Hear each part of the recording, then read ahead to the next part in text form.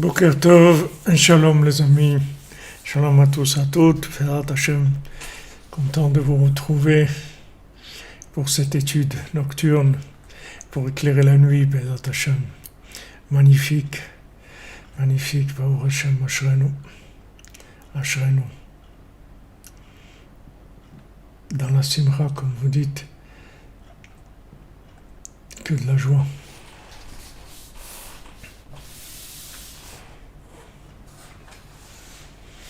Merci les amis, merci d'être avec nous et avec Rabbi Nachman, et c'est magnifique, Ashrenu. Bémet, c'est extraordinaire. Alors voilà, on va commencer à se préparer doucement pour Purim, avec tout ce que ça entraîne, puisque en fait, quand Esther, la reine Esther a été prise dans le palais de Achashverosh, du roi Achashverosh, c'était le mois de Tevet, c'est le mois dans lequel on est maintenant. Donc ça a commencé maintenant, on est dedans, quoi. On est dans la période où il y a des mouvements vers Purim, où il y a des mouvements vers la Géoula de Purim, puisque, comme je vous l'ai dit, Rabbi Nachman dit que la Géoula viendra selon le schéma de Purim, c'est-à-dire dans la joie, dans la danse, dans le déguisement aussi, dans tout ce qui est imaginaire, la liberté de l'imagination positive, enfin pouvoir se déguiser dans ce qu'on a envie de se déguiser, c'est-à-dire dans notre véritable nature intérieure. Ça, c'est quelque chose de magnifique. Voilà, ce sera la Géoula Acharona. On va faire tomber les masques, les masques du communisme, et mettre les masques de notre véritable identité, qui ne sont pas des masques, c'est les masques qui vont nous démasquer. Et donc c'est ça le chemin vers la Géoula. Et c'est sûr que ces moments qu'on vit là ensemble dans ces études, dans le profond de la nuit, au départ de Ouman ou de Jérusalem, là je suis à Ouman, et quand je suis à Jérusalem, c'est à Jérusalem, et qu'on est tous connectés comme ça, ce sont des choses d'un niveau extraordinaire, et qui dépassent bien sûr notre entendement et notre capacité de ressentir vraiment ce qu'on est en train de vivre. Mais c'est merveilleux, c'est-à-dire, comme Rabbi Nachman dit, c'est parce que on a des corps qui sont abîmés, c'est-à-dire notre imagination, elle a reçu beaucoup de coups depuis les 2000 ans de la destruction du temple. Et donc on a des difficultés à ressentir vraiment ce qu'on est en train de vivre. On ressent un petit peu des fois, mais en tout cas c'est merveilleux. Il faut remercier Hachem. Il faut remercier Hachem de faire partie de cette aventure-là qui est extraordinaire. C'est extraordinaire, et bon, Hachem, que ça c'est déjà Nifla Meod. Et en plus qu'on peut étudier, être avec Rabbeinu, être proche de Rabbeinu, être dans le cœur de Rabbeinu. C'est merveilleux. Baruch Hashem. Alors là, on est dans l'écoute halachot, dans le Inyan des Arba Parashiot, c'est-à-dire les 4 Parashiot qu'on va lire jusqu'à Pessah. On va lire il va y avoir la paracha des Shkalim, la paracha Tachodesh, la paracha Zachor, la paracha, chaque fois, il y aura une paracha qu'on va lire dans des Shabbatot qui vont venir jusqu'à Pessah. Alors c'est dans l'Écoute Halachot, le 3e tome, page 500, Gematria Nathan, et Inyan Arba Parashiot Shekorim Be'adar. Donc il y a 4 parashiot qu'on va lire dans le mois de Hadar, Kishne Masar Chodashim Keneged Shne Masar Shifteka Shemalchut Dikdusha Omedet Aleem. Parce que les 12 mois de l'année, ils représentent les 12 tribus d'Israël, que la malchut de Gdusha, elle se tient sur eux. C'est-à-dire le pouvoir de la Gdusha, il va arriver, il va se manifester dans le monde par rapport aux 12 tribus. Ki achodashim hem nimnim lalvana. Parce que les mois, ils vont d'après un cycle lunaire. C'est-à-dire quand on parle de mois, on parle de vision lunaire, c'est-à-dire on parle de malchut, on parle de pouvoir, on parle de choses concrètes, on parle de réalisation, on parle d'application, on parle de côté féminin, on parle de miroir des mondes supérieurs. Donc ces 12 mois qui sont le cycle lunaire. Le cycle solaire, c'est un cycle de jours, c'est 365 jours, et le cycle lunaire, on compte le cycle lunaire par des mois. Encore, alors les 12 mois, ce sont les 12 canaux, les 12 manifestations de la forme divine dans le monde. C'est-à-dire que chaque mois, c'est une application d'un angle de la divinité. Et ces 12 mois-là, les personnes qui vont être en rapport avec ces 12 mois-là, ce sont les tribus. D'accord, les 12 tribus. Et bien sûr, on va voir aussi chacun notre signe qui est astral, c'est-à-dire celui qui est du bélier, ou celui qui est sagittaire, ou celui qui est... Lui aussi, il est sous l'influence de ces cycles lunaires et de ces cycles des tribus. Shehu Prinat Malchut Kayadoa. Donc maintenant, le pouvoir d'Hachem, il se manifeste dans le temps, sous le signe des 12 mois, dans l'humain, dans le genre humain, dans les 12 tribus. Donc chaque tribu a son mois dans lequel elle règne. C'est-à-dire, qu'est-ce que ça veut dire qu'elle règne? Ça veut dire que c'est elle qui a la possibilité de faire régner Hachem dans ce mois-là, selon son affinité qui est en rapport avec le mois dans lequel elle est en rapport. Donc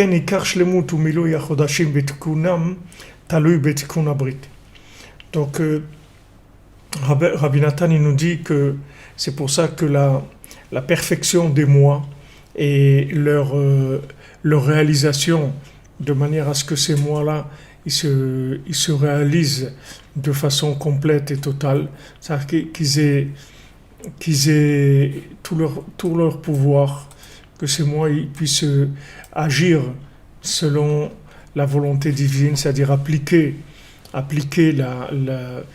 l'esprit divin dans ces mois-là.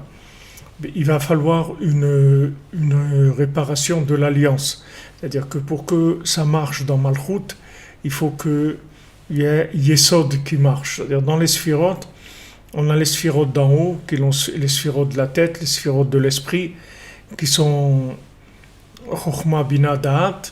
Après, on a Chesed, Gvura, Tiferet, Netzach, Hod. Après, on a les sphirotes qui sont les sphirotes du milieu, si vous voulez, ce qui représente tout le thorax. Et ensuite, il y a Yesod, la sphira de Yesod, qui est le conduit vers Malchut, qui va vers Malchut, qui est la sphira d'en bas.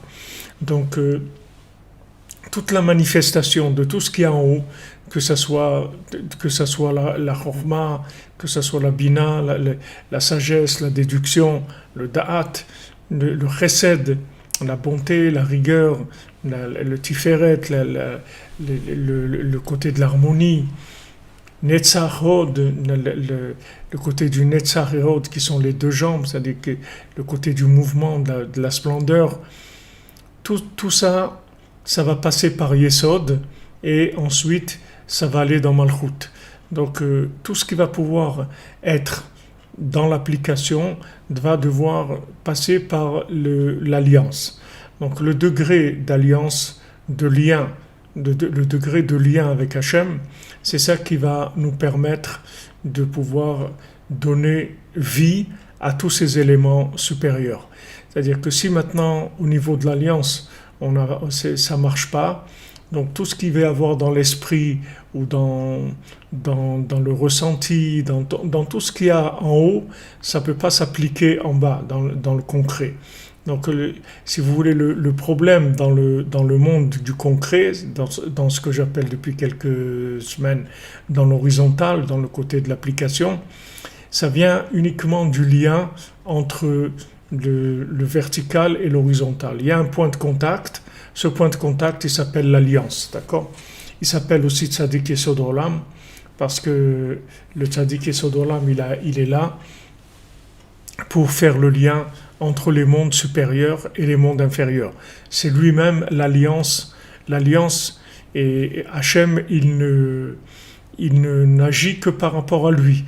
C'est-à-dire que c'est lui qui est garant des applications et auprès d'Hachem, c'est lui qui se porte garant, c'est lui qui va faire rentrer le principe de l'alliance dans le monde par les conseils qu'il a donnés, par sa présence d'abord, par sa lumière, par son influence, et par les conseils qu'il a donnés, qui sont Chatzot, Itbodedut, Tikkun HaKlali, Uman, qui sont tous des outils de connexion, si vous voulez, pour l'alliance.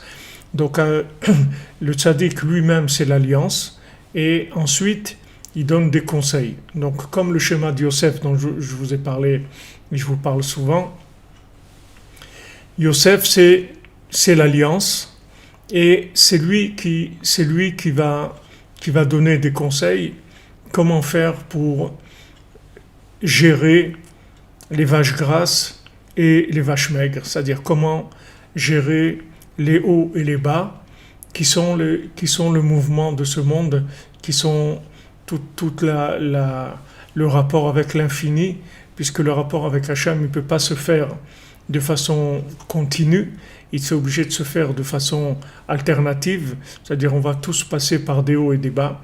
Comment faire pour rester connecté à Hachem quand on est en haut, ne pas tomber dans l'orgueil, ne pas tomber dans l'oubli. Il y a l'oubli qui vient de la richesse, et il y a l'oubli qui vient de la pauvreté. Il y a oublié Hachem parce qu'on est devenu riche, c'est-à-dire on a beaucoup de lumière, et il y a oublié Hachem parce qu'on est dans l'obscurité.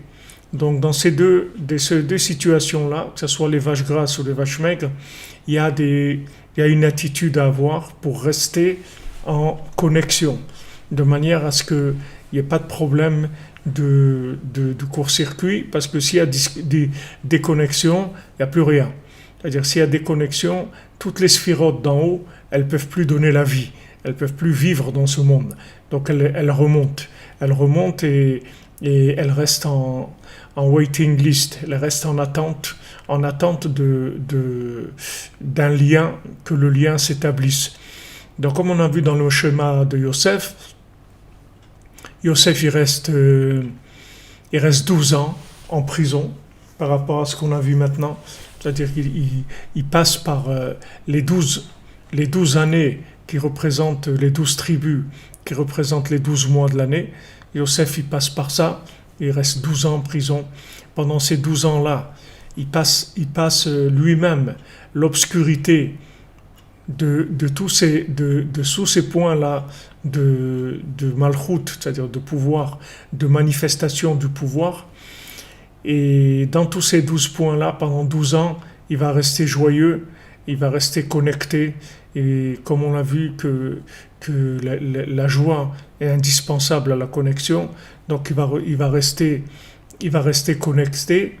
Et une fois qu'il va arriver à avoir passé ses examens dans les 12 tribus, dans les 12 mois de l'année, il va sortir avec une maîtrise totale du pouvoir.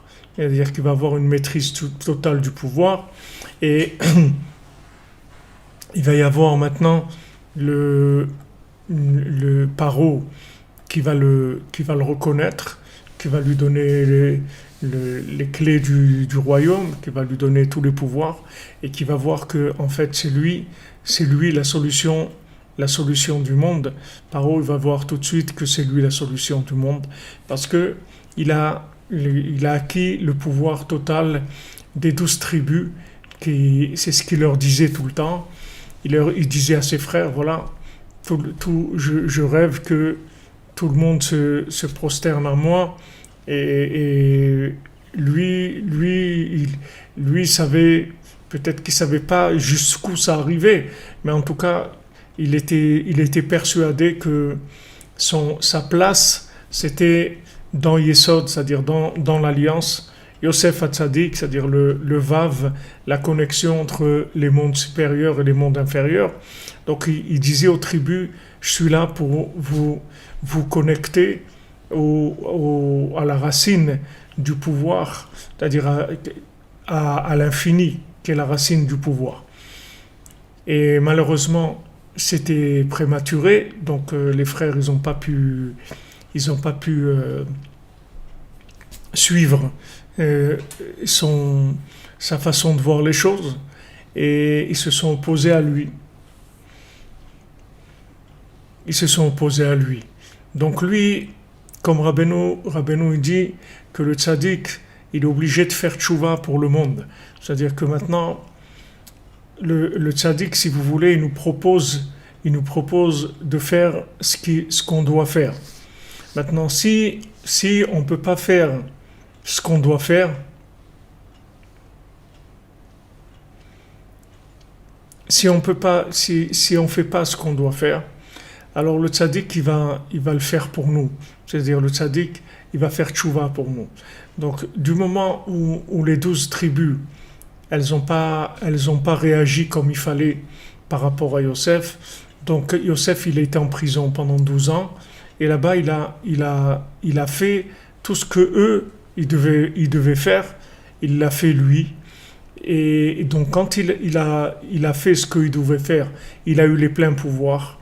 Et à ce moment-là, il a pu sortir et leur donner à chacun ce qui lui revenait. Mais il les avait anticipés, il les avait dépassés déjà dans le concret, c'est-à-dire qu'il a fait ce qu'eux, ils auraient dû faire s'ils avaient eu confiance en lui.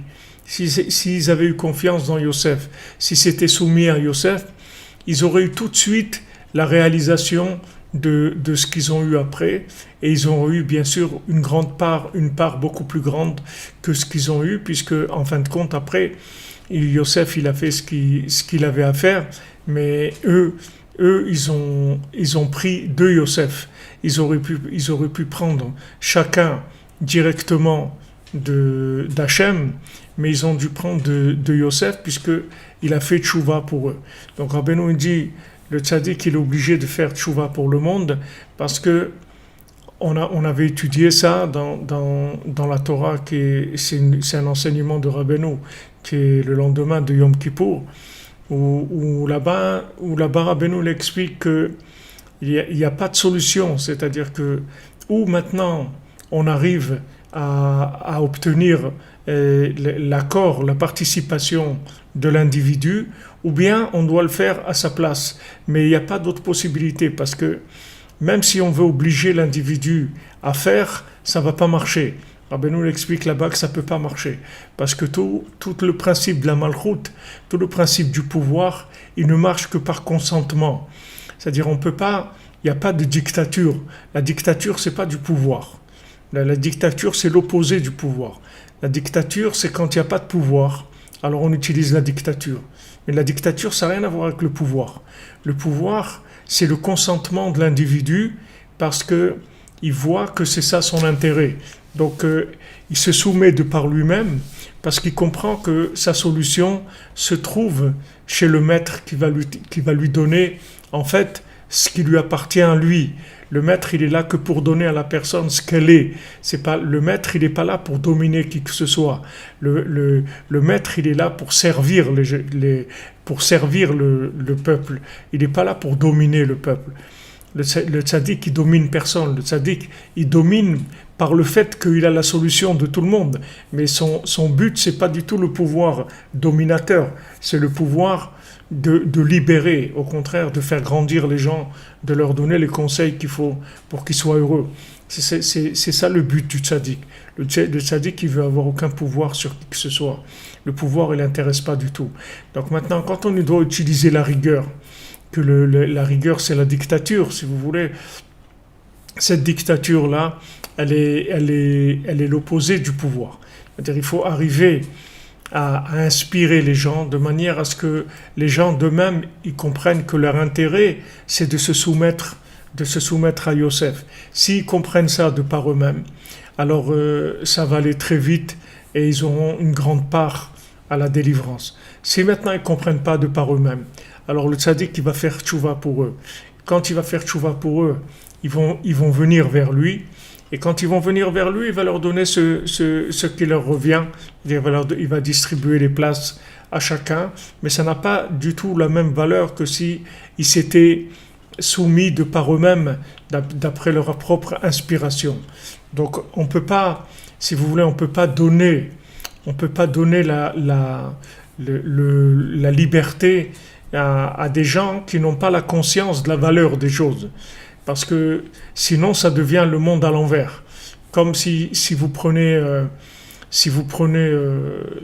un mouvement, vous dites, voilà, maintenant, il faut de la démocratie, d'accord? C'est-à-dire qu'il faut que les gens ils puissent s'exprimer, et ils puissent dire ce qu'ils ont envie de dire et amener leurs avis, qu'ils puissent réagir, etc. Alors maintenant, si vous prenez par exemple en France, il y a un problème de retraite, je ne connais pas exactement quel est le problème, mais il y a un problème dans les retraites. Donc maintenant, on fait des grèves. On fait des grèves pour dire, ouais, nous, on veut des retraites normales et tout, ce que vous nous proposez, c'est pas bien, le gouvernement, etc., il abuse de nous, donc on met, ok. Maintenant, ces gens-là, ils font des grèves. Maintenant, quand ils vont faire des grèves, il y a des millions de gens qui vont pas pouvoir voyager, qui vont pas pouvoir prendre le train, qui vont pas pouvoir prendre leurs vacances, faire ce qu'ils ont à faire, etc. Maintenant, cette démocratie, elle s'est retournée en dictature. Parce que la démocratie, si maintenant il y a la dictature du pouvoir, du côté du président ou du roi, alors on n'est pas d'accord, on râle, on dit ouais mais c'est quoi, etc. On n'est pas d'accord sur ça, ok. Alors maintenant on n'est pas d'accord sur ça, on va faire la grève, c'est-à-dire on prend le pouvoir chez nous et maintenant c'est la dictature du peuple. Mais maintenant la dictature des gens qui sont pas contents, ça va entraîner qu'il y a des gens qui vont pas pouvoir vivre à cause de ça, qui vont pas pouvoir faire ce qu'ils ont à faire. Donc tout ça, ça veut dire qu'il n'y a pas d'ajustement. Il n'y a pas d'ajustement du pouvoir par rapport au peuple. Donc quand Yosef il a proposé à ses frères de façon tout à fait naturelle et sans aucune pression du tout. Il leur a proposé de participer au projet du pouvoir d'Hachem dans le monde en passant par lui, parce que lui, c'est la connexion. Donc il leur a proposé, en tant qu'outil de connexion, de passer par lui. Eux, ils ont dit non, on ne veut pas passer par toi. Nous, on veut la démocratie, c'est-à-dire nous, on veut faire ce qu'on a envie de faire. On a envie de faire les choses, on veut les faire comme on veut. D'accord? Ça veut dire que maintenant, c'est devenu eux les dictateurs. D'accord? C'est-à-dire eux, maintenant, ils se sont imposés. Ils ont dit, voilà, c'est nous maintenant qui décidons. C'est quoi? À Timloch Banu, c'est toi qui tu vas venir nous dire ce qu'on a à faire. Non, nous on est, comme on dit, adultes et vaccinés. On sait ce qu'on a à faire. On va faire on sait très bien ce qu'on doit faire. Ok. Donc Yosef il part et maintenant il est obligé de réparer quelque chose pour eux, parce que là, ils sont dans une situation qui est extrêmement dangereuse, parce que il y a les inconscients qui ont pris le pouvoir, et quand les inconscients ils prennent le pouvoir, c'est extrêmement dangereux, parce qu'ils sont inconscients. Ils veulent avoir le pouvoir, Ils veulent de la démocratie, mais la démocratie, elle ne peut se faire que si le peuple est conscient des valeurs. Mais si maintenant la démocratie, elle est entre les mains de gens qui ne sont pas conscients des valeurs, alors ça se retourne dans la dictature de gens qui sont inconscients. Et c'est extrêmement dangereux. Donc Yosef, lui, il va pas faire la guerre. Yosef, quand il se trouve en Égypte, il va pas prendre une armée et venir se battre contre ses frères. Il va faire tchouva pour eux. C'est-à-dire, il va faire tchouva pour eux, c'est-à-dire que il va leur faire venir de la conscience dans l'endroit où ils se trouvent. C'est-à-dire qu'il va leur envoyer de la conscience dans le domaine de folie dans lequel ils se trouvent. Donc il reste 12 ans en prison, il envoie de la conscience dans les 12 mois, dans les 12 tribus. Une fois qu'il a envoyé de la conscience, maintenant il sort, et maintenant il a véritablement le pouvoir.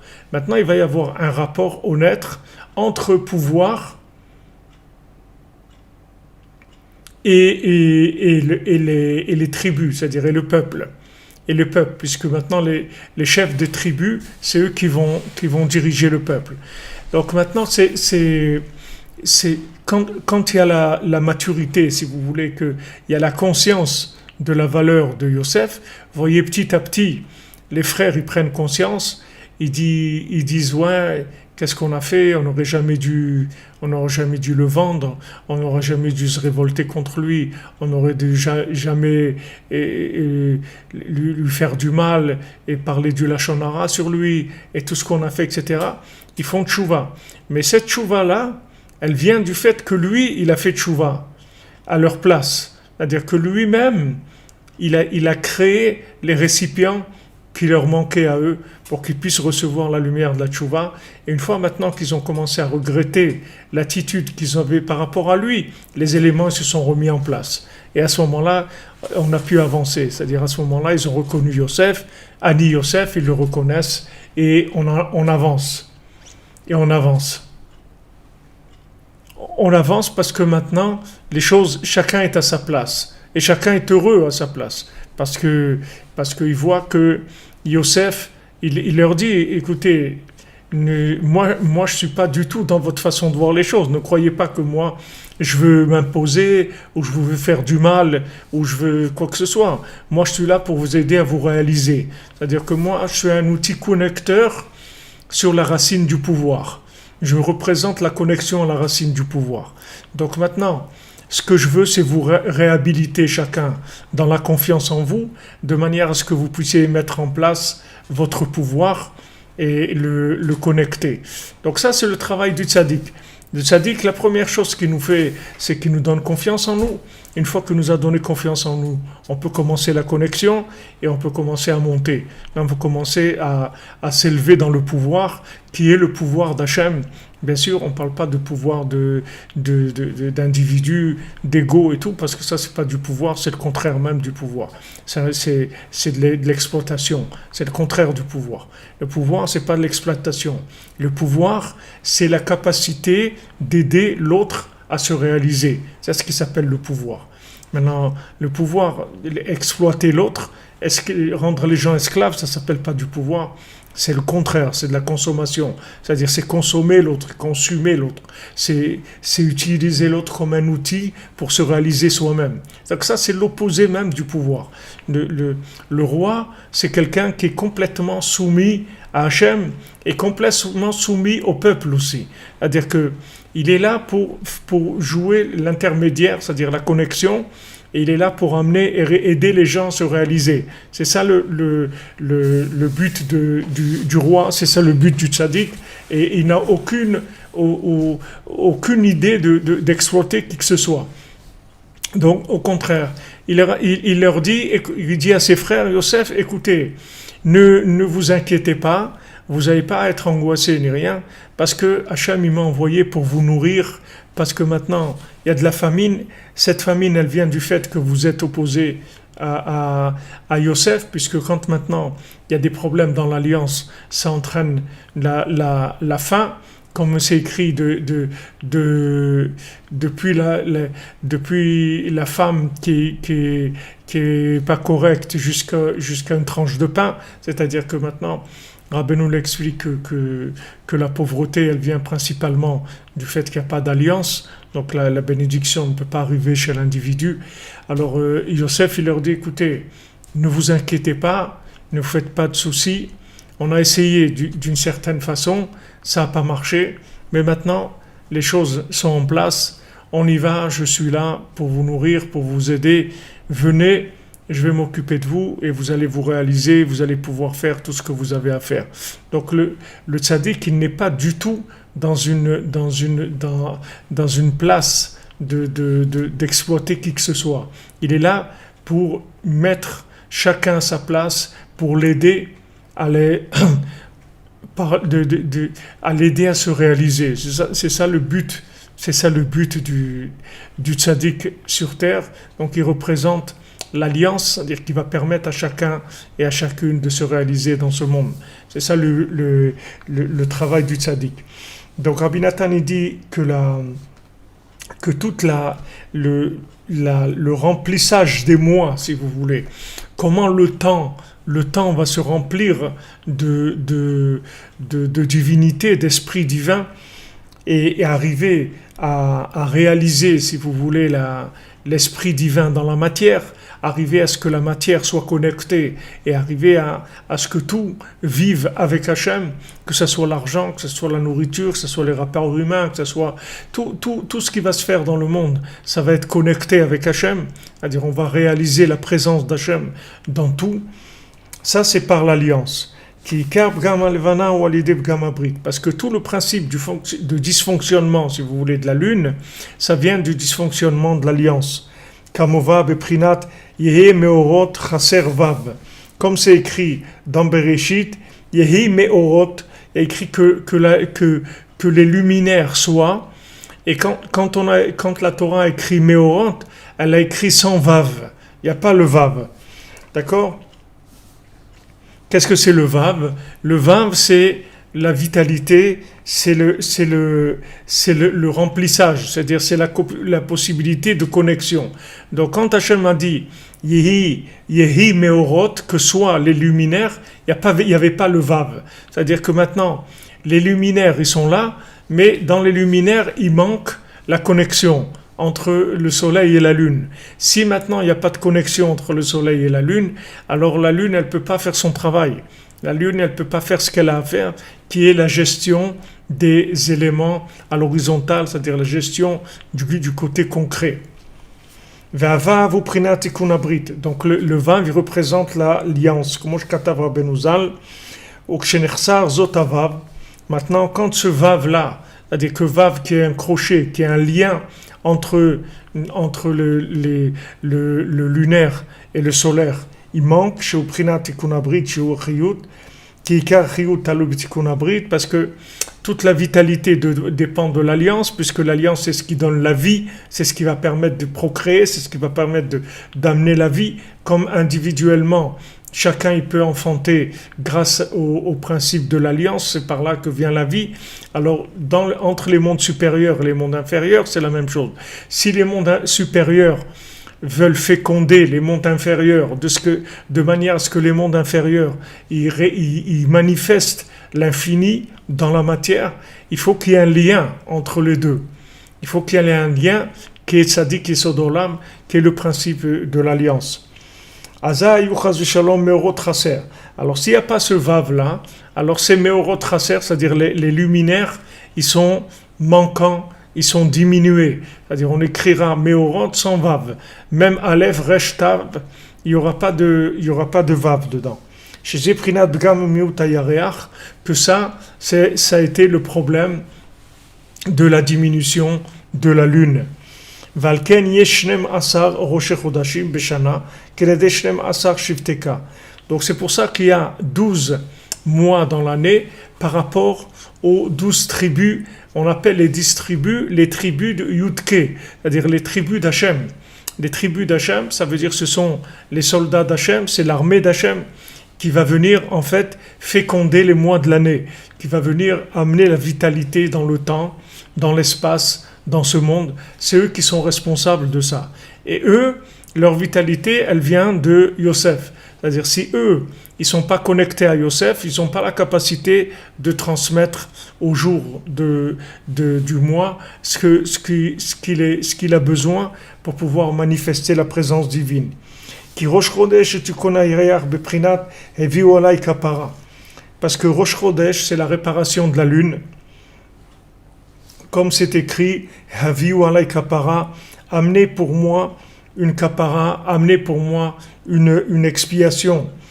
Qui azmatrila Yireach litmalot. Alors Hachem, comme c'est écrit dans la Gemara, dans Choulin, c'est le Talmud Choulin qui dit ça, que Heviu Alai Kapara, Hachem ils disent, amenez pour moi une offrande parce que j'ai diminué la lune. C'est-à-dire que le fait qu'Hachem a diminué la capacité de la lune à refléter la lumière du soleil, ça a entraîné un problème chez Hachem lui-même. C'est-à-dire que Hachem lui-même, quand il a fait ça, ça a empêché les gens de le connaître de façon évidente, c'est-à-dire de voir l'évidence d'Hachem dans le monde. Donc Hachem lui-même, il est passé par là pour pouvoir permettre après la réparation, de la même manière que Adam Arishon, il a fauté pour permettre après la réparation, qu'on a fait le veau d'or pour permettre le Mishkan, que David Amelech il a fait ce qu'il a fait pour permettre le Teilim, et que chacun aussi, dans sa période d'obscurité, qui est la diminution de la lune, quand on a des problèmes, ça veut dire que on est dans l'obscurité, c'est-à-dire le soleil n'éclaire plus la lune, ce qui nous fait passer par des moments d'obscurité.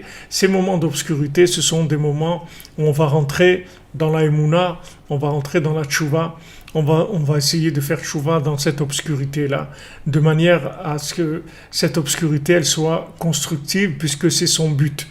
Donc Hachem, il a diminué la lune pour nous donner, à nous, la possibilité de remplir la lune, c'est-à-dire nous-mêmes la possibilité de chercher, et notre recherche, avec notre libre arbitre, notre recherche, c'est ça toute notre valeur dans ce monde. C'est-à-dire le fait qu'on cherche dans l'obscurité, c'est ça qui montre notre intérêt, notre vouloir de la manifestation divine.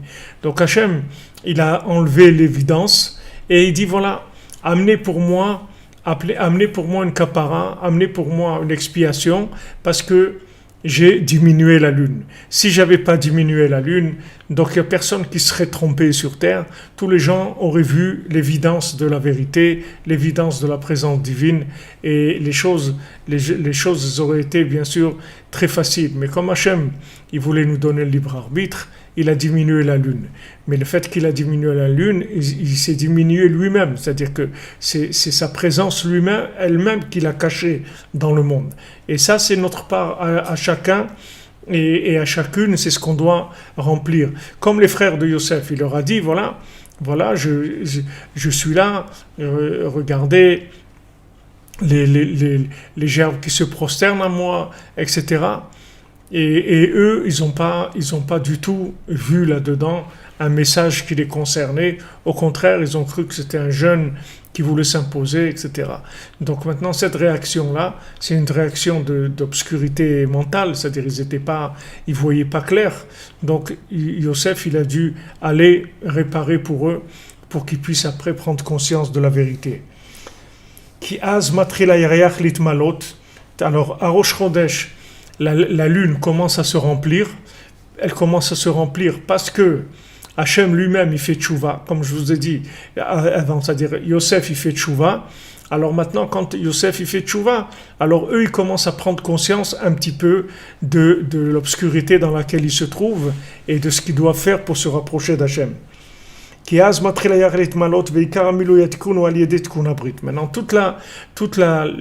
le départ et tout le remplissage de la lune, c'est-à-dire la lumière qui rentre dans la lune, ça se fait par l'alliance. Al ken hem shnem asar roshei chodashim keneged shnem asar shifteka.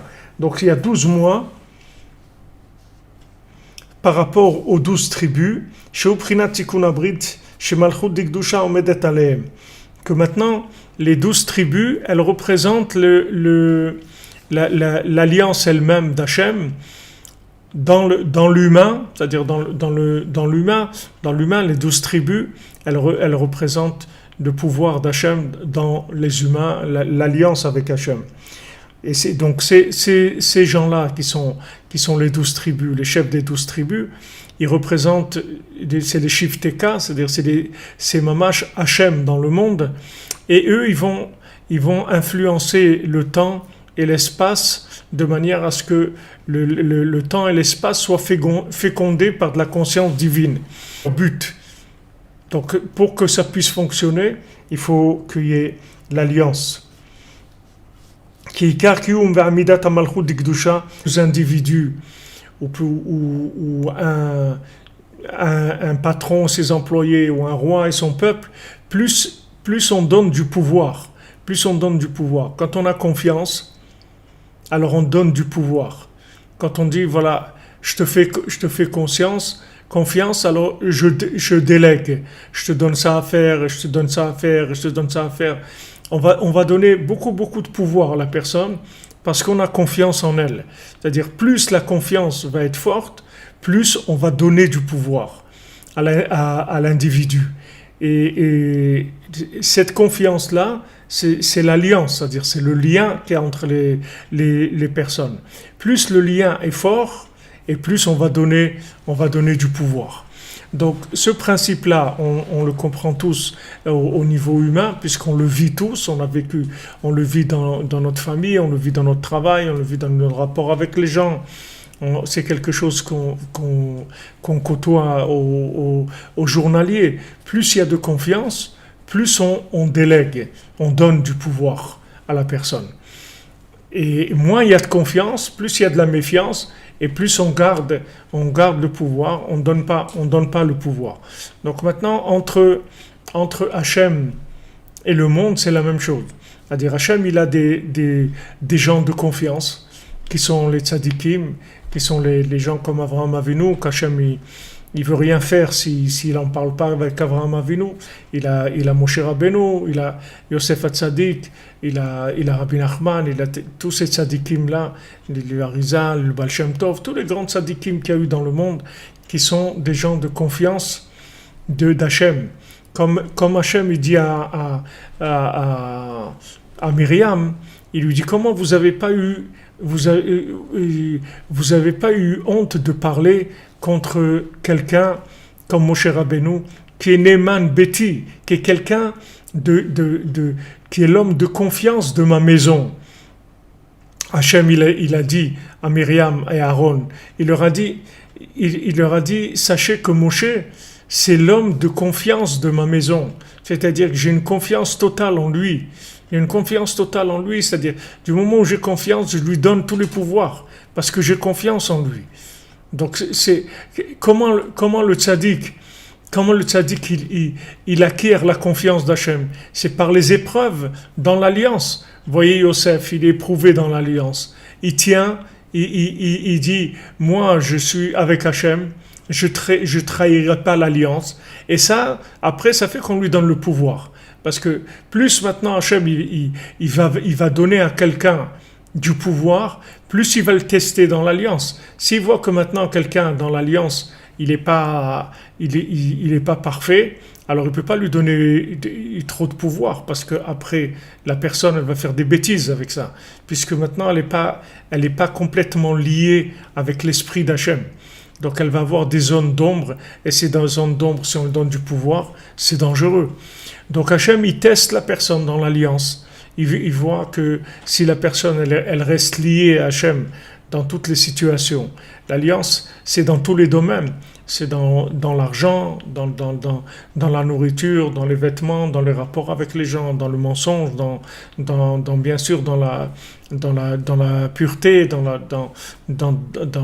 les gens ne tombent pas dans la débauche, etc. Hachem, il va tester la personne dans tous ces domaines-là. Et selon maintenant les tests de confiance, il donnera le pouvoir.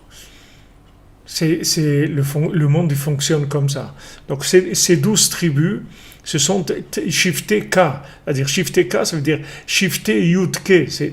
Ce sont les Shvatim, les tribus d'Hachem. C'est-à-dire ce sont les tribus d'Hachem.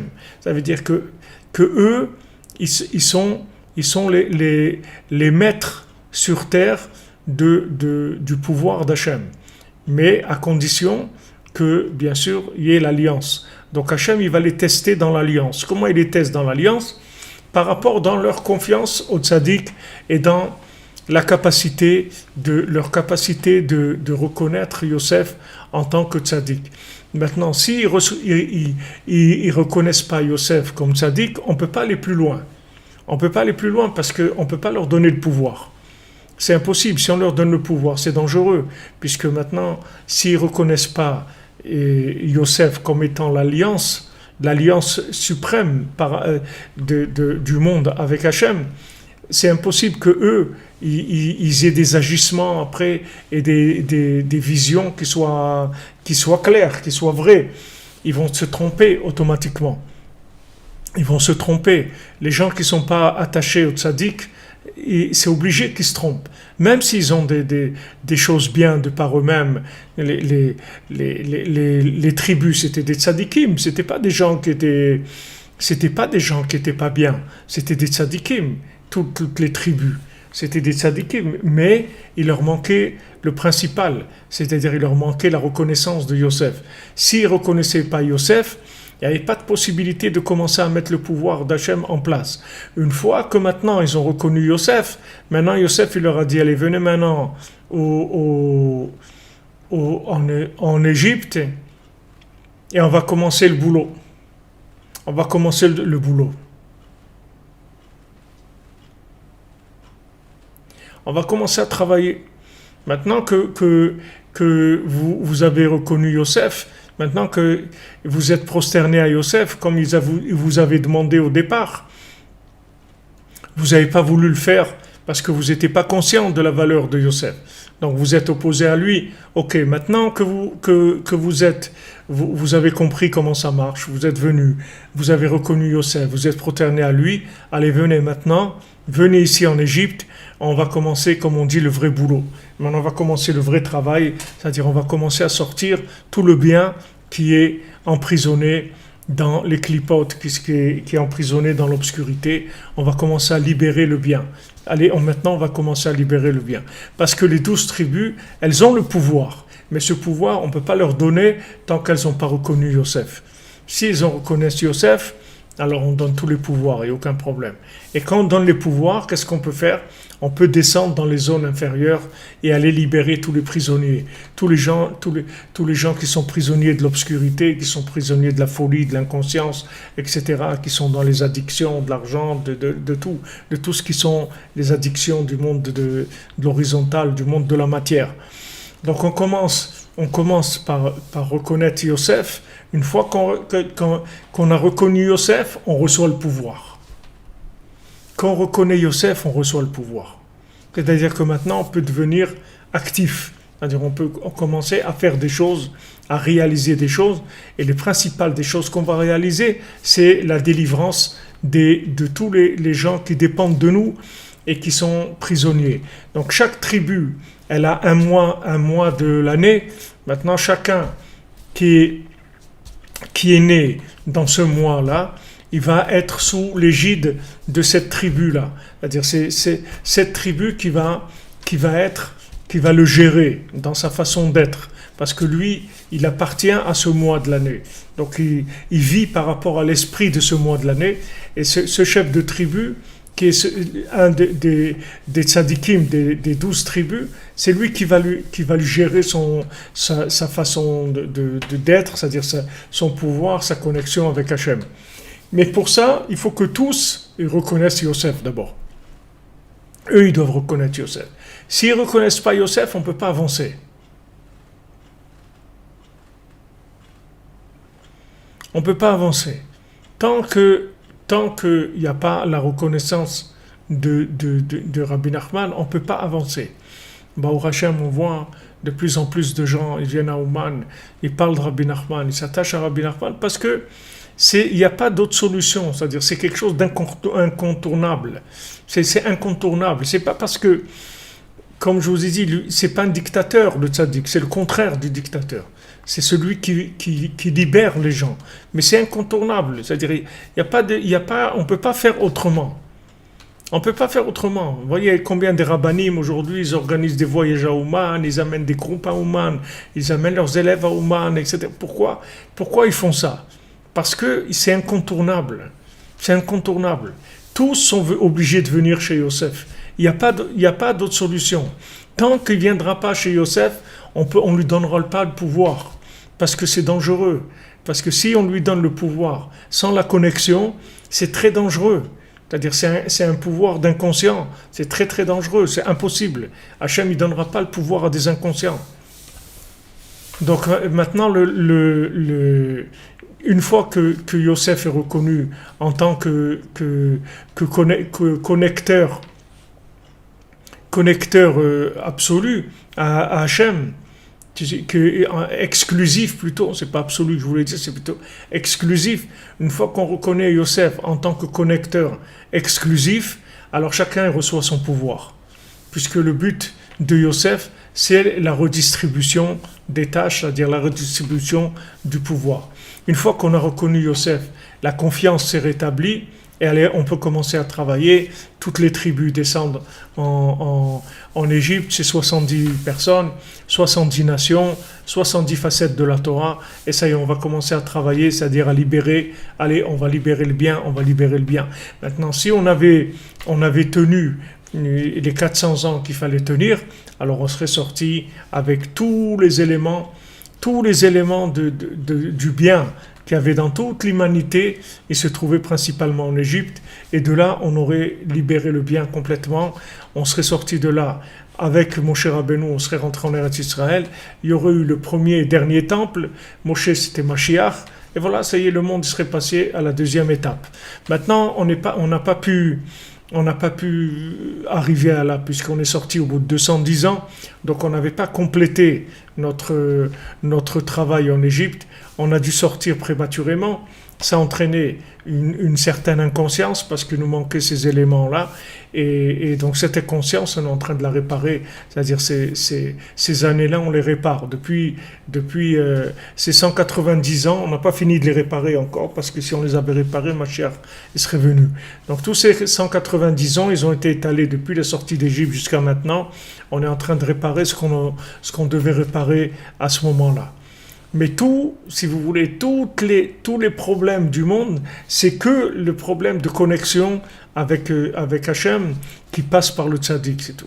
Si les gens ils reconnaissent Moshe Rabbeinu, si les gens ils reconnaissent Rabbi Shimon, le Harizal, le Baal Shem Tov, Rabbi Nachman, s'ils les reconnaissent comme connecteur exclusif à Hachem, tout est réparé, tout se répare.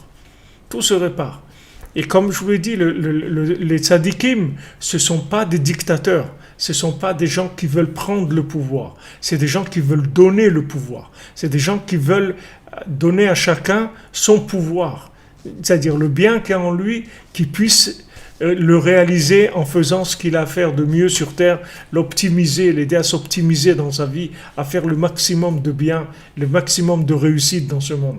C'est ça le but du tzaddik. Le tzaddik, il n'a rien d'autre comme but dans le monde. Le tzaddik, il n'a rien à faire ici. Il n'est pas là pour lui. Il n'est que pour les autres, c'est tout. En Hachem, il a envoyé Rabbi Nachman qu'avec les outils qu'il a, il va terminer. Mais maintenant, tout dépend de combien de temps les gens ils vont mettre à réagir positivement. Au Hachem, ça avance énormément. Il y a de plus en plus de gens qui connaissent Rabbi Nachman, qui écoutent Rabbi Nachman, qui suivent ses conseils, et qui reconnaissent que ça les aide, etc. C'est tout. Le tzaddik, il cherche que ça, qu'à conscientiser le monde, conscientiser les individus sur le bien qu'ils ont en eux, et de pouvoir le mettre en pratique, c'est-à-dire réaliser des choses avec.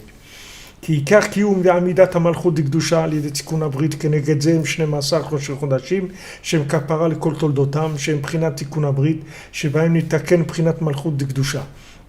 chez Prinat Ayriach Kanal. Ou Malchut Arsha chez Ibgam Abrit. Maintenant, le pouvoir négatif, c'est quoi le pouvoir négatif? C'est la déconnexion. C'est-à-dire de la même manière qu'on a appris maintenant du côté positif, le côté négatif, c'est le contraire. Donc il va travailler juste au contraire, c'est-à-dire il va essayer de déconnecter.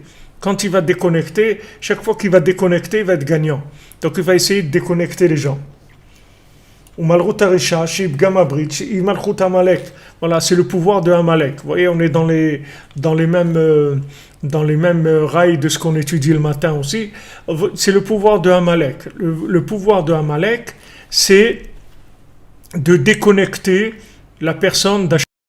Mais il commence par quoi? C'est ça qu'il faut que vous compreniez comment ça fonctionne. Parce que il y a beaucoup de gens dans la Torah qui vont vous parler de l'alliance, ok? Qui vont parler d'avoir la émouna dans Hachem, d'avoir le bitachon, la émouna dans Hachem, de croire dans Dieu et faites des efforts d'émouna, de foi en Dieu. Mais il n'y a personne qui va vous donner la clé, comment ça marche. La clé, Rabbi Nachman, il vous donne la clé. La clé de la foi en Dieu, elle commence par la foi en soi. C'est-à-dire que maintenant, tant que vous n'avez pas compris que vous êtes quelqu'un de valable et que vous n'en êtes pas persuadé, vous ne pourrez pas avancer dans votre vie. C'est-à-dire vous ne pourrez jamais croire en Dieu si vous ne croyez pas en vous. Ça, Rabbi Nachman, il l'a révélé, ça c'est la clé de la Emouna. C'est-à-dire si vous n'avez pas confiance en vous, vous n'aurez jamais confiance dans Hachem. Donc qu'est-ce qu'il fait Amalek? Amalek, il attaque la racine. C'est-à-dire qu'est-ce qu'il fait? Il essaye de vous décourager à vous, en vous montrant vos défauts, en vous disant que vous n'allez pas y arriver, tout ce que vous voulez. Il essaye de vous attaquer sur votre valeur à vous. Il vous attaque sur votre valeur à vous. Une fois que maintenant, il vous a attaqué sur votre valeur à vous, après, le travail, le reste, il se fait tout seul. Il n'a même pas besoin de vous parler du mal d'Hachem ou de dire « Ouais, il ne faut pas croire en Dieu. » Il n'a pas besoin. Du moment où vous ne croyez pas en vous, automatiquement, vous n'allez pas croire en Dieu. C'est la même chose. C'est comme si quelqu'un, il a de l'argent et maintenant, il ne le sait pas. On lui fait croire qu'il n'a rien. Donc maintenant, ce qu'il pouvait investir, ce qu'il pouvait développer, ce qu'il pouvait faire, il ne peut pas le faire parce que lui croit qu'il n'a rien du tout. Donc maintenant, après, on n'a pas besoin de lui parler du mal sur les investissements, lui dire non, c'est pas bien d'investir là-bas, ni rien. Il ne va pas investir parce que lui croit qu'il n'a rien du tout. Donc c'est pas la peine de lui parler du mal des sociétés dans lesquelles on ne veut pas qu'il investisse. Puisque maintenant, le fait qu'on lui a fait croire qu'il n'a rien, ça suffit, on n'a pas besoin d'aller plus loin. Donc qu'est-ce qu'il fait Amalek? Amalek, il essaye de vous montrer que vous valez rien du tout. Maintenant, quand il est arrivé à vous mettre un doute seulement sur votre valeur, ça y est, il a gagné. Parce qu'après, vous pouvez pas croire en Dieu, puisque maintenant vous avez un doute sur la valeur, sur votre propre valeur. Comment vous allez croire en Dieu? Vous pouvez pas croire en Dieu. Donc Amalek, il attaque au niveau de la confiance en soi. Il attaque sur ce point-là. Et ça, c'est tout le poison du serpent. Tout ce que le serpent il a mis, c'est ça. Tout le serpent, il a commencé à embrouiller Chava et Adam Arishon en leur disant « Ouais, vous savez pourquoi Hachem il veut pas que vous mangez ça? Parce que lui-même, il a mangé de ça pour avoir le pouvoir et être un créateur.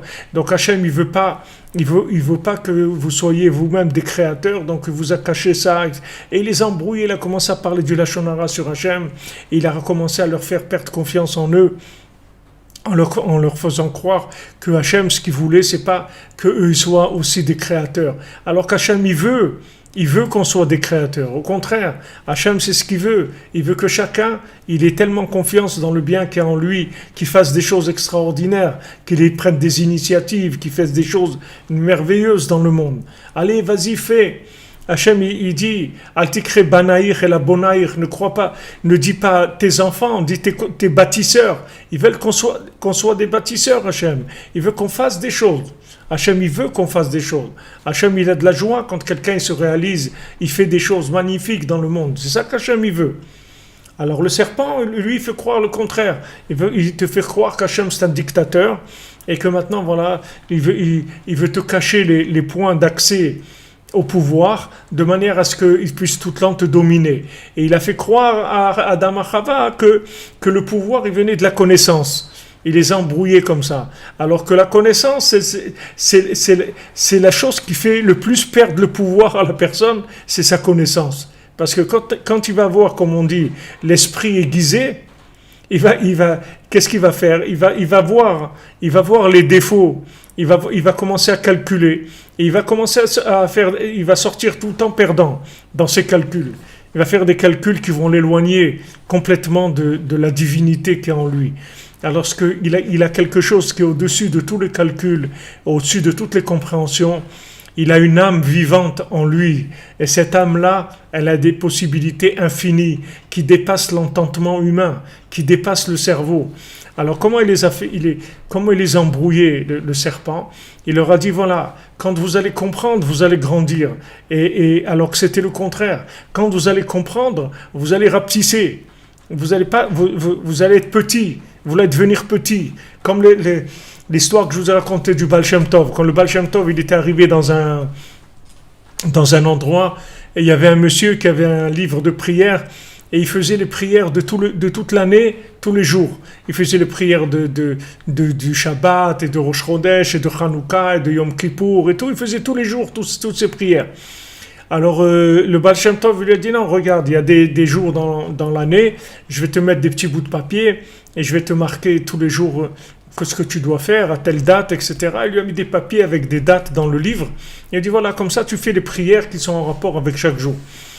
Ok, le monsieur, il était content, etc. Le Baal Shem Tov s'en va, et le monsieur, il fait tomber le livre, et tous les bouts de papier, ils s'en vont. Donc, voilà, il était perdu. Alors, il court derrière le Baal Shem Tov, et à un moment, le Baal Shem Tov, il prend sa ceinture, et il la met sur une rivière, et la rivière s'ouvre, le Baal Shem Tov, il passe dans la rivière, et lui, il voit le Baal Shem Tov faire ça, lui aussi, il enlève sa ceinture, il la met, la rivière s'ouvre, et il passe. Alors il rattrape le Baal Shem Tov, il lui dit, Rabbi, voilà, regardez, tous les papiers que vous m'avez mis sont tombés, remettez-moi les papiers et tout. Alors le Baal Shem Tov, il le regarde, il lui dit, mais comment tu es arrivé ici? Il a dit, voilà, je vous ai suivi. Il dit, mais comment tu as traversé la rivière? Il dit, j'ai fait comme vous, j'ai vu, vous avez mis la ceinture, moi aussi j'ai mis la ceinture. Voilà, je suis venu. Alors Baal Shem Tov, quand il a vu ça, il lui dit, t'as pas besoin des petits papiers, retourne, continue comme tu étais avant. Retourne quand tu étais avant. Parce que le Baal Shem Tov, il a vu que là où il est arrivé, avec la confiance en lui, c'était plus grand que toute la connaissance qu'il pouvait lui donner. Vous comprenez? Cet homme-là, dans sa simplicité, il avait confiance en lui. Quand il a vu le Baal Shem Tov qui a fait ça, et lui tout simplement, il a fait. Il n'a pas vu que c'était quelque chose d'extraordinaire. Il a vu que c'était simple pour lui. Donc il l'a fait, c'est tout. Parce qu'il a eu confiance. Il a eu confiance en lui. Il l'a fait. Ça, c'était au-dessus de la connaissance. Alors maintenant, le serpent, il a trouvé comment arriver à réduire mentalement les gens. C'est-à-dire que leur mental, ils réduisent leur capacité. Comme je vous dis tout le temps, à l'école, on va vous apprendre...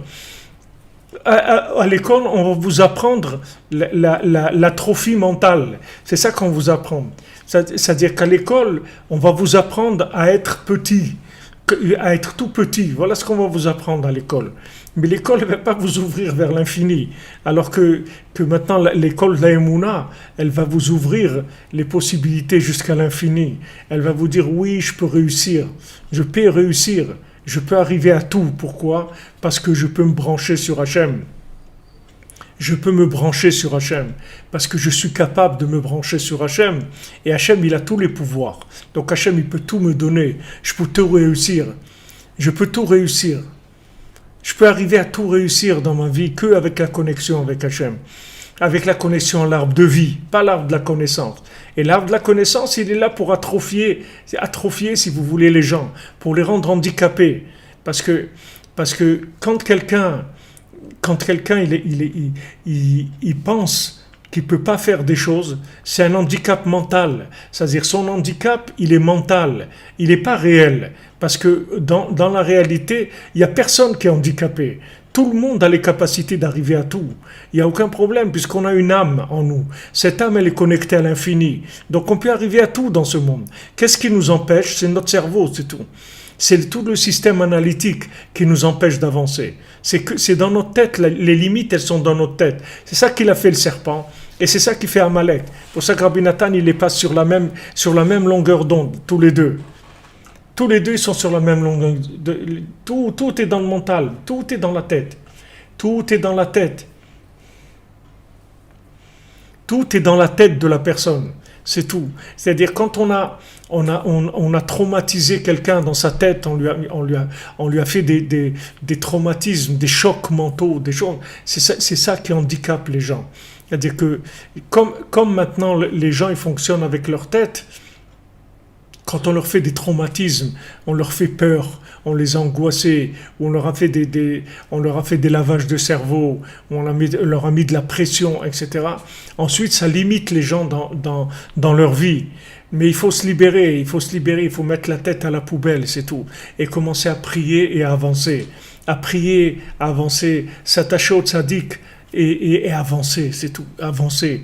Et tout est ouvert, la vie elle est ouverte et vous pouvez arriver à tout dans votre vie, à tout est là, tout est devant vous, tout est ouvert. Il y a rien ne vous empêche d'arriver, rien ne vous empêche. Quand j'étais avec mon épouse là, les dernières tournées qu'on a fait un peu en France et tout, il y a quelqu'un qui m'a dit qu'il était dans un mariage et il y a une jeune fille qui est venue le voir. Qui lui a dit, je t'ai vu et je sais que c'est toi mon mari. Il la connaît pas, il l'a jamais vu. Et alors elle lui a dit, tu es d'accord de te marier avec moi? Il dit, si toi tu as vu que je suis ton mari, alors ça veut dire que voilà, je suis ton mari, c'est tout. Et voilà, ils ont fixé leur date de mariage et voilà, ils sont mariés ou vont se marier dans quelques semaines, je sais pas, c'était. Mais lui-même, il était étonné. Parce que c'est venu comme ça, c'est-à-dire, alors comment tu veux que ça vienne? Non, mais je sais pas, des fois c'est-à-dire que les gens ils veulent que ça s'habille dans quelque chose où il y a des développements un peu logiques, vous voyez.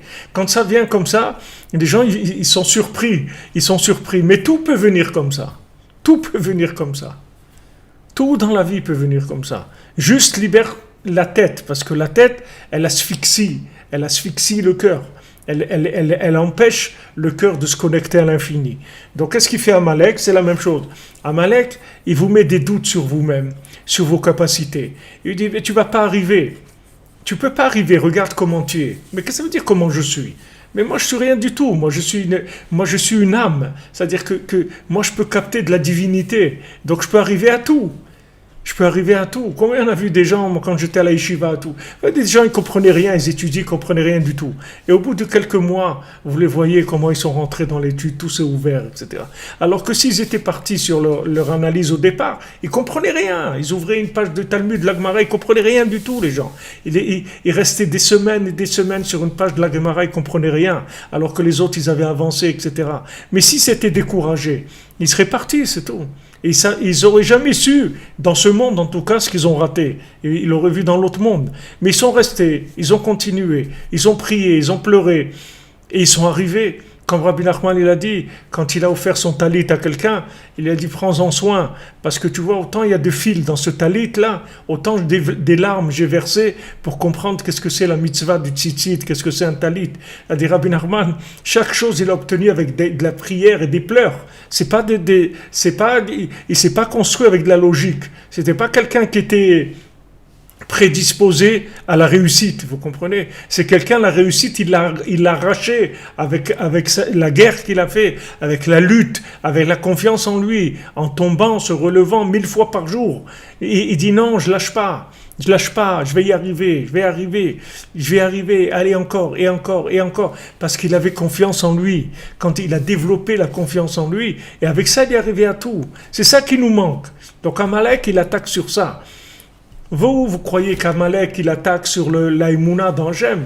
Tous les gens, ils vont vous parler de ça. Il faut avoir de l'aïmouna, il faut croire en Dieu. Dieu, il peut t'aider, et il peut te donner tout. Mais si tu n'as pas confiance en toi, comment tu veux que Dieu il t'aide? D'où il va venir, Dieu, t'aider? Par où il va t'attraper? Il ne peut pas t'attraper. D'où il va te prendre? Tu n'as pas confiance en toi. Le point de départ, c'est ça. C'est-à-dire, une fois que maintenant, tu es sûr que toi, tu es un récipient valable pour recevoir toutes les bénédictions d'Hachem, à ce moment-là, tu peux commencer.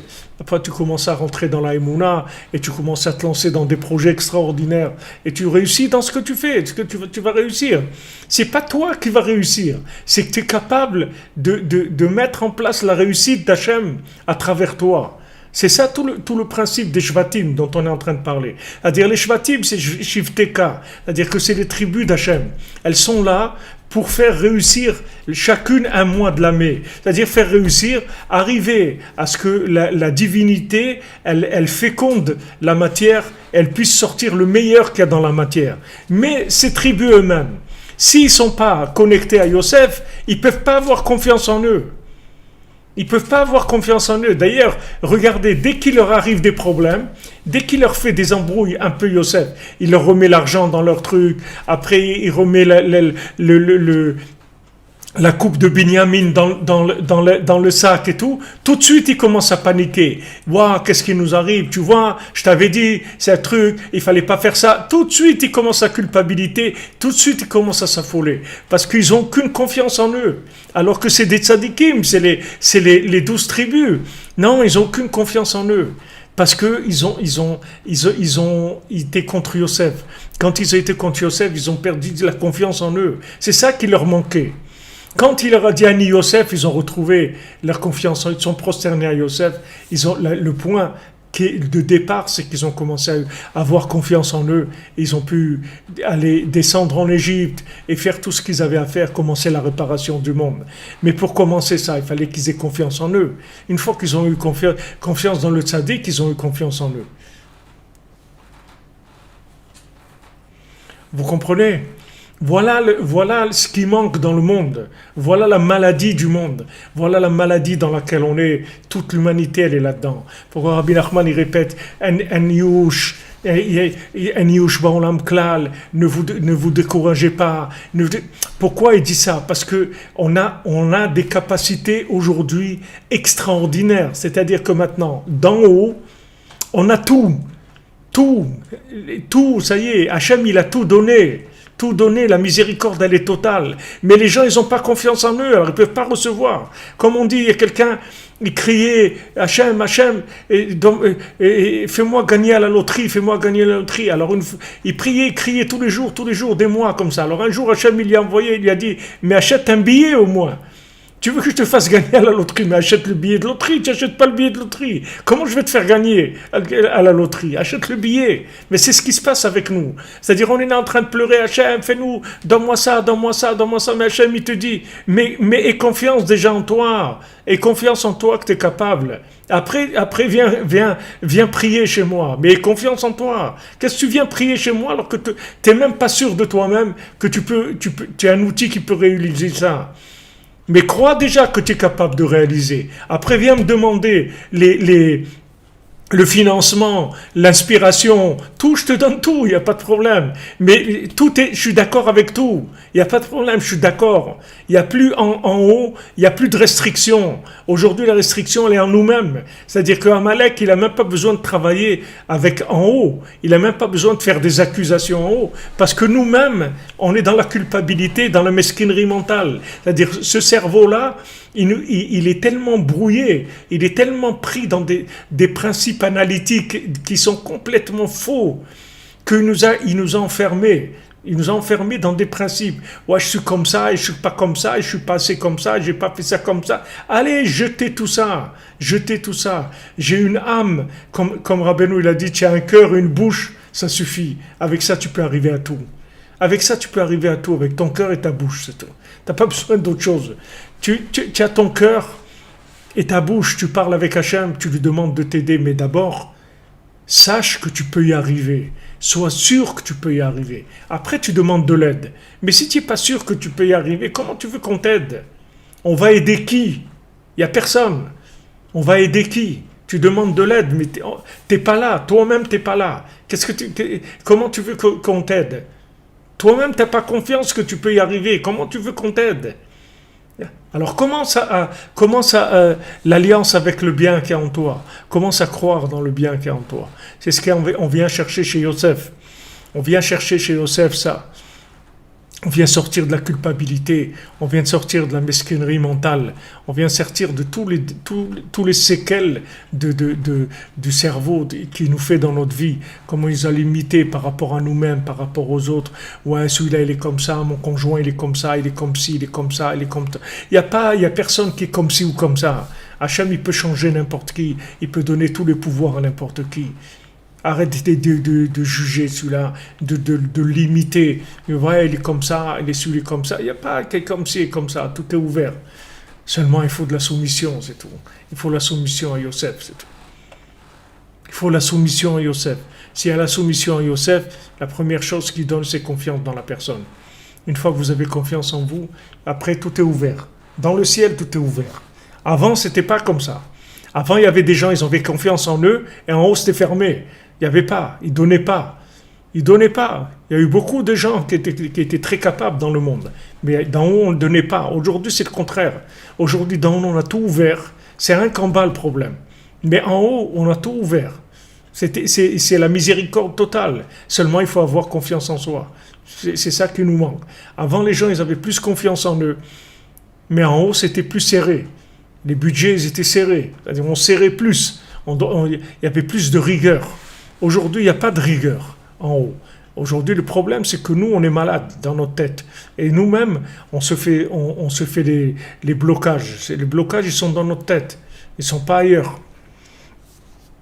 Chez Malchut Amalek, chez Zomat Anachash, hi keneged Malchut Dikdusha, vekaruch tamid achar Malchut Dikdusha al denok misham. Donc maintenant, qu'est-ce qu'il fait Amalek? Il essaye tout le temps de nous enlever le pouvoir. Il essaie tout le temps d'utiliser le pouvoir que nous, on n'a pas. C'est-à-dire que quand nous, on n'exerce pas notre pouvoir sur des choses, Amalek, lui, il utilise ces choses. Puisque maintenant, il n'y a pas eu de pouvoir qui est exercé sur la chose. C'est-à-dire le véritable pouvoir, il n'est pas exercé. Donc le pouvoir, il est laissé libre. C'est l'anarchie, il n'y a pas de pouvoir. Alors il vient Amalek et il prend le pouvoir. C'est-à-dire toute la Yenika, c'est-à-dire tout le corps de Amalek, il vient des pieds. C'est-à-dire il vient des pieds, c'est-à-dire comme c'est écrit, les pieds qui descendent vers la mort. C'est-à-dire que ces pieds qui sont tout l'horizontale, toute la réalisation du concret, les capacités à réaliser des projets concrètement, c'est là-bas qu'il prend tout Amalek. C'est là-dessus. Parce que chaque fois qu'il vous empêche de réaliser un projet, il le prend pour lui. Vous comprenez? Il les prend pour lui. Comme des pays, il y a des pays où ils reçoivent des aides du monde entier, mais ces aides-là, elles n'arrivent jamais chez les gens. C'est-à-dire, c'est les dirigeants qui se prennent ça pour eux et qui se font des belles maisons, des belles trucs et qui profitent de consommer un maximum. Mais cet argent, il n'arrive jamais dans les pieds. Parce que ces gens-là qui donnent l'argent, ils savent pas du tout comment faire. C'est-à-dire, c'est pas comme ça qu'il faut faire. Eux, au lieu de donner de l'argent aux dirigeants, il faut qu'ils aillent eux-mêmes créer des structures dans la rue et donner aux gens. C'est eux-mêmes qui doivent créer les écoles de formation, qui doivent créer les hôpitaux, qui doivent créer tout ce qu'il y a besoin, des usines, de la formation. Ils doivent rentrer dans les pieds, parce que c'est là-bas où ça attaque. Vous comprenez? C'est pas de donner, voilà, tel pays, il a fait cadeau 500 millions de dollars. D'accord? Où ils ont été ces 500 millions de dollars? C'est les dirigeants qui se sont pochés ça. C'est jamais arrivé dans le peuple. Dans les pieds, ça arrive pas. Et chez nous, c'est la même chose. On nous envoie des trucs. Qu'est-ce qu'il prend? Amalek, il prend. Il laisse pas descendre dans les pieds. Parce qu'on n'a pas confiance en nous. Ça descend pas dans les pieds. Mais si maintenant il y avait des représentants du peuple, ils viennent voir ces gens-là et disent attention, ne donnez pas l'argent aux dirigeants, amenez des représentants à vous dans le pays qui viennent faire des bureaux et qui distribuent directement au peuple, qui soient directement en rapport avec le peuple. Pas avec les dirigeants, parce que ces dirigeants, ils sont complètement corrompus. Ils valent rien du tout, ils cherchent pas l'intérêt du peuple. C'est comme ça qu'il fonctionne Amalek. Il attaque les pieds, il laisse pas les choses arriver dans les pieds. Et quand ça arrive dans les pieds, il est content, il prend pour lui, vous comprenez? C'est la seule façon qu'il a de vivre. Il vit pas. Amalek, comment il va vivre? Il a rien du tout, lui. Il vit avec quoi? Avec ce qu'il empêche les gens de faire. alors il prend le pouvoir pour lui. Chaque fois qu'il y a quelqu'un qui ne se réalise pas, qui n'arrive pas à avoir confiance en lui, qui n'arrive pas à faire ce qu'il a à faire dans ce monde, alors c'est Amalek qui profite de ça. C'est comme ça qu'il vit. Il a aucune autre chose. Parce que tout le problème de l'alliance, quand il y a une déconnexion de l'alliance, ça entraîne la mort, c'est-à-dire ça empêche la vitalité d'arriver dans les zones inférieures. C'est pour ça qu'Amalek, toujours il attaque la tribu de Dan. Il attaque la tribu de Dan, Amalek. Il attaque la tribu de Dan, parce que Dan, c'était la dernière tribu qui était entre les gens qui étaient rejetés par la nuée, c'est-à-dire les gens qui étaient impurs, qui avaient des problèmes, etc. Tous les gens qui avaient été rejetés parce qu'ils étaient impurs, qu'ils avaient fait des bêtises, etc., ils étaient en dehors du campement. Et là-bas, Dan, il se trouvait à la fin. Et c'est lui qui les prenait, qui les faisait rentrer à l'intérieur. Alors lui, il était attaqué par Amalek. Parce que Amalek, c'était lui le lien entre les gens de l'extérieur et les gens de l'intérieur. Donc il attaquait Dan pour qu'il empêche de faire rentrer les gens. Shehem Apogbim Babrit, c'est-à-dire tous les gens qui avaient des problèmes dans l'alliance, ils étaient rejetés puisqu'ils étaient déconnectés, donc ils étaient livrés à n'importe quoi. Et Dan, lui, les ramenait. Maintenant, Amalek, il attaquait Dan pour pas qu'il s'occupe de ces gens-là.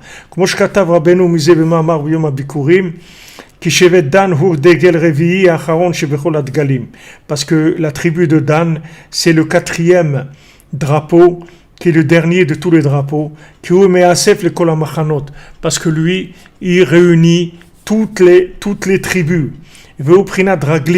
Et lui, il est les pieds. Valken Karoucha Macharam Malchut Amalek. Il est attaché. C'est pour ça qu'Amalek il attaque là-bas, dans les pieds. On voit la tribu de Dan qui se trouve en Afrique. Combien de gens en Afrique qui viennent de la tribu de Dan?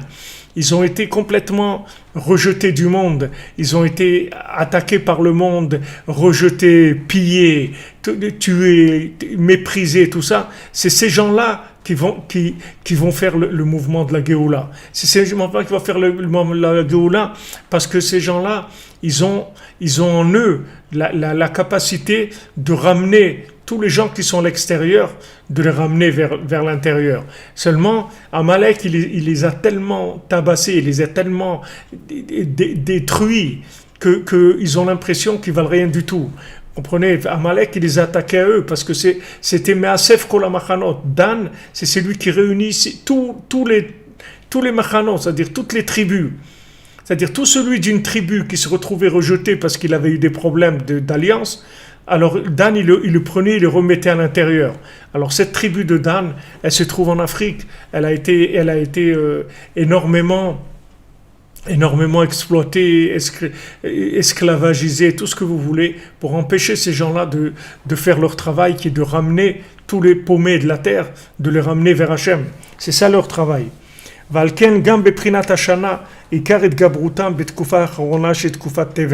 C'est pour ça que même dans l'année, là où il attaque le plus le Yetzer Hara, c'est à la fin de l'année.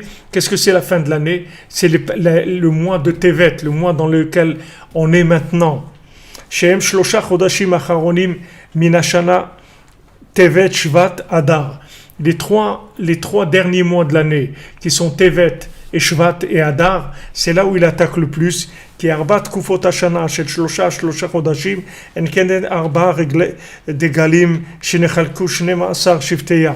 Parce que maintenant les 12 tribus, elles étaient divisées en groupes de trimestres, si vous voulez, en 4 fois 3. C'est-à-dire qu'elles étaient en groupe de 3, c'est-à-dire 3 mois de l'année, qui sont par rapport aux quatre drapeaux qu'il y avait dans le groupe des tribus. Shenechalku Shnem Asar Shiftega, c'est-à-dire que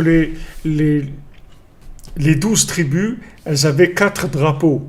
Maintenant, sous ces 4 drapeaux, il y avait 3 tribus qui étaient sous ces 3 drapeaux. Donc chacune de ces 3 tribus, elle avait elle était dans 3 mois de l'année. Donc ces 4 drapeaux, c'est 4 trimestres de l'année. Et le quatrième, c'est là où il y a la tribu de Dan, dans le quatrième, et qui est dans ces 3 mois-là de Tevet, Shvat et Adar. Nimtsa sheikar et gabrutam betkuvat Tevet. Donc maintenant, là où ils attaquent le plus, c'est dans la période de Tevet et Shvat et Adar. Mais pourquoi il insiste sur Tevet? Parce que Tevet, si vous voulez, on dit toujours le début du problème, c'est là où le problème est le plus fort. Après, c'est juste, ça découle de ça. Mais là où il attaque le plus, c'est dans Tevet. C'est pour ça qu'à Sarat Betevet, il y a eu le début de la destruction des murailles de Jérusalem. C'est pour ça que en Tevet, il y a le 10 Tevet, il y a comment il s'appelle, Ezra Sofer, Ezra qui est mort le 10 Tevet. C'est pour ça que Rabbi Nathan aussi, il est mort le 10 Tevet. C'est pour ça que le 10 Tevet, la Torah, elle a été traduite en grec. Tout ça s'est passé le 10 Tevet. Parce que c'est un mois où Amalek, il a attaqué dur. Et traduire la Torah en grec, ça veut dire qu'il a embrouillé les gens complètement dans leur façon de comprendre la Torah, de faire des gens que c'est la Torah et en même temps c'est la philosophie et en même temps c'est ça et en même temps c'est l'autre. Des mélanges terribles dans toutes les notions de la Torah, en faire des choses intellectuelles, etc. Il a attaqué ça, il a attaqué les murailles de Jérusalem, il a attaqué avec Ezra Sofer. Ezra Sofer, c'est lui aussi qui a instauré beaucoup de choses dans la pureté, dans le domaine de la pureté. C'est lui aussi qui vous fait remonter tout le monde vers qu'il faut remonter tout le monde en Eretz Israël. Il a beaucoup travaillé, Ezra Sofer. Et Rabbi Nathan, on dit que Rabbi Nathan, c'était une partie d'Ezra Sofer. Maître Rabbi Nathan, on dit que c'est une neshama nouvelle, mais Rabbi Nathan, il était comme Ezra Sofer, c'est-à-dire il a écrit de quoi, avec ces pages-là, et de quoi lutter contre tout le mal de Amalek. Avec une page de Rabbeinu, on peut lutter contre tout le cohort de Amalek. Donc, les amis, il faut savoir qu'Amalek, il nous attaque principalement sur ça, par rapport à nous-mêmes, par rapport à nos conjoints, par rapport à nos enfants, par rapport à nos amis, par rapport à notre entourage. Il faut savoir que notre mission principale sur Terre, c'est d'encourager les gens et de leur donner confiance en eux. Si vous avez donné confiance en quelqu'un, vous lui avez donné toute la réussite du monde. Si vous avez donné vos enfants confiance en eux, vous avez donné toutes les possibilités de réussir jusqu'à l'infini. Vous avez donné tous les atouts parce que en haut, comme je vous ai dit, en haut, il y a tout est prêt, tout est ouvert. On a déjà accrédité tout, on a donné, autorisé tous les crédits, tout. Seulement, les gens, ils n'ont pas confiance, ils ne font pas les demandes.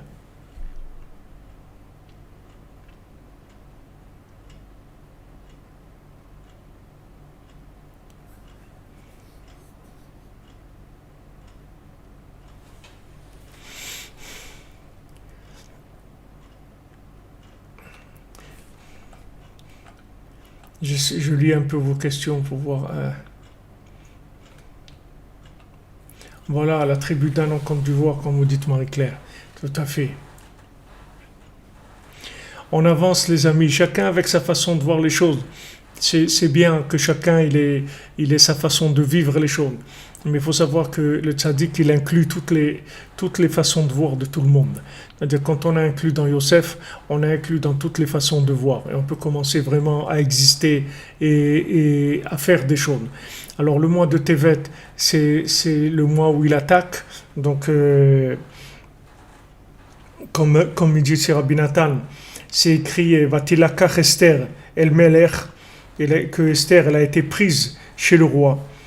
C'était Bachodesh HaAsiri, le 10e mois qui est Tevet, puisque le 11e mois c'est Shvat, le 12e c'est Adar, c'est le mois de Adar. Le 10e c'est Tevet. Et c'est là où Esther elle a été prise chez Achashverosh. C'est-à-dire on prend Esther à Malka, et Esther qui représente la reine, qui représente le pouvoir de la Gdusha, on la prend, on l'amène chez Achashverosh, qui est le pouvoir de Amalek. Elle rentre là-bas, elle est prise là-bas, et elle vit là-bas. Donc ça se fait dans le mois de Tevet, où le mois de Tevet, on est attaqué sur cette chose-là.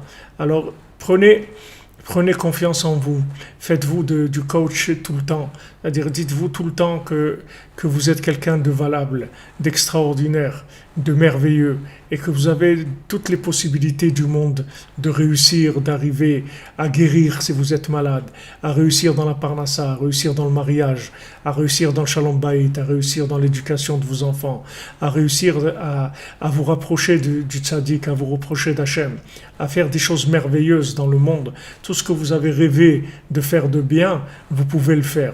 Vous avez la capacité de le faire. Une fois que vous serez convaincu de vos capacités, vous commencez à faire des demandes. À ce moment-là, vous allez demander à Hachem de vous aider. Il va tout vous donner. Il va tout vous donner, tous les moyens, toutes les capacités. Sachez qu'on a tout en nous. On a tout, chacun, chacune qui est là. Regardez, déjà qu'on est là, bon, une centaine, je ne sais pas combien on est ici.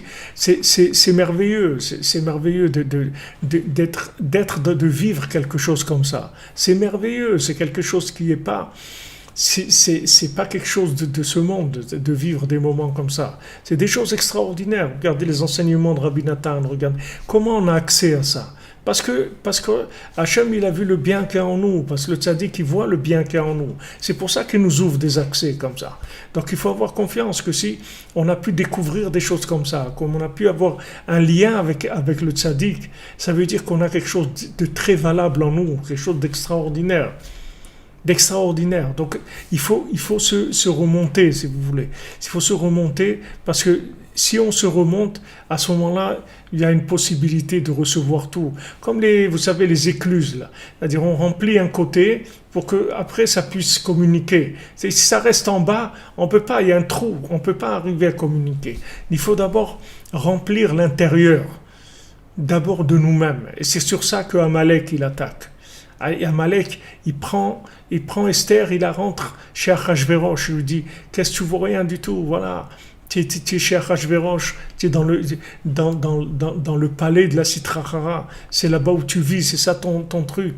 Et Esther, elle doit s'encourager, Mordechai, il vient, le tzaddik, il vient, et il encourage, il lui dit, non, tu vas voir, on va y arriver, tu es capable, et tu dis, mais attends, il dit, mais tu te rends compte de ce que tu me dis, si je me présente chez le roi, et je dis un mot de travers, même pas un mot de travers, s'il est mal luné, il va me tuer tout de suite, etc. Il lui dit, vas-y, n'aie pas peur, vas-y, tu es capable. Et elle obtient tout du roi. Et le roi lui donne tout. Mais il lui fallait un coach, elle avait Mordechai. Mordechai, Haman, Amalek, qui venait tout le temps. Mordechai jamais se prosternait à Haman, jamais. Et Haman, il était énervé terriblement contre lui parce qu'il ne se pliait pas devant Haman. Il disait non, il ne me plie pas devant toi. Haman, c'est Amalek. Haman, c'est le descendant de Amalek. Il ne se pliait pas, Mordechai, devant Lo Ishtachave, jamais il se pliait devant Haman. Tous les gens ils se prosternaient devant Haman, ils avaient peur de lui. Jamais il se prosternait devant Haman. Et il venait, et il disait à Esther, tu vas y arriver, tu vas voir. Il dit, mais moi je peux pas. Et il dit, mais qu'est-ce que tu crois que tu es venu dans le monde, pourquoi? Tu crois que si tu fais pas ce que tu as à faire, qu'est-ce que ça va être ta vie? Tu crois que tu vas t'en sortir, quelle vie tu vas avoir? Si tu réussis pas ce que tu dois réussir, quelle vie tu vas avoir? Qu'est-ce que tu vas devenir? Tu vas dire directeur de la SNCF, tu vas devenir quoi? Qu'est-ce que tu vas faire dans ce monde? Qu'est-ce que tu vas faire dans ce monde si tu ne te réalises pas? Il a laissé pas Mordechai. Tous les jours, il allait la voir. Tous les jours, tous les jours, Shlomo Esther, tous les jours il allait la voir, et il lui faisait du coach, il l'encourageait tous les jours, qu'elle ait confiance en elle, qu'elle ait confiance en elle.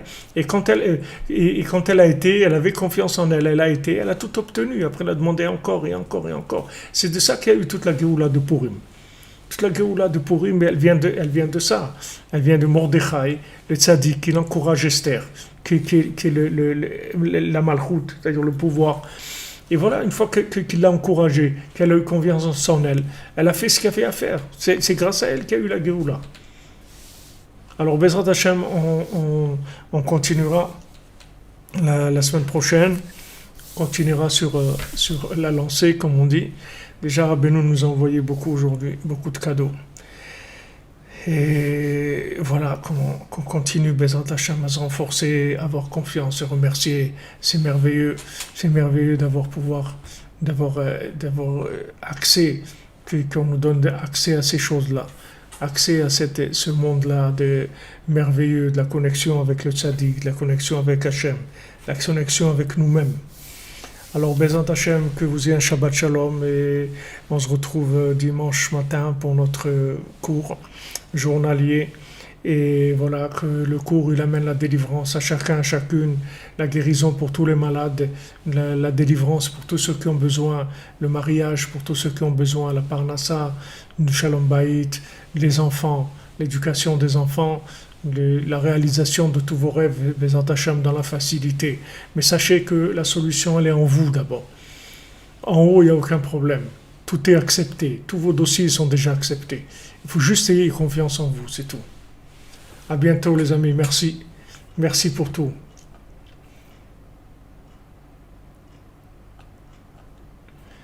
À bientôt. Merci de nous aider aussi. Bon Hachem, il y a beaucoup de gens qui participent. Maintenant on démarre, on va démarrer, je ne sais pas encore, mais on va démarrer bientôt la campagne pour toutes les activités, Bezrat Hashem. Et il y a déjà des gens qui nous aident régulièrement et tout. Ashrechem, c'est grâce à vous que toute cette diffusion, tout se fait grâce à vous. Vous avez une part extraordinaire. Ashrechem, qu'Hachem vous bénisse. Que des bonnes nouvelles, Bezrat Hashem.